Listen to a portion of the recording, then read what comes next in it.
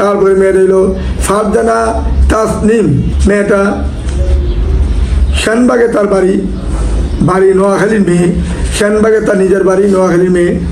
কত সহজ সরল দেখেন, মেয়েটা কোনোদিন রাগ করে কথা বলেন না, কারো কথায় রাগও করেন না, খালি তাকাই থাকেন মানুষের দিকে। এইরকম একটা সহজ সরল মেয়ে যেই ফ্যামিলিতে যাবে, এই যে নোয়াখালী মেয়েটাও দেখেন কত সুন্দর চমৎকার একটা, তার চেহারার দিকে খেয়াল করে দেখুন, তার মধ্যে কোনো দ্বিতীয় কোনো দুই নম্বরে কোনো শয়তানি কোনো ভাব নাই, কত ভদ্র শান্তশিষ্ট একটা মেয়ে।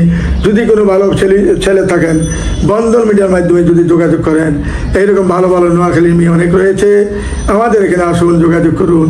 ভালো ভালো সন্তান, ভালো ভালো মেয়ে যদি আপনার বাচ্চা থাকে, সন্তানদেরকে সে মানুষের মতন মানুষ করবে, তার মধ্যে মনের ভাব প্রকাশ করে আমার কাছে বলেছে যে আমি একটা ভালো মানুষ চাচ্ছি, তার সন্তানদেরকে আমি নিজের আপন সন্তানের মতন গড়ে তুলতে চাই।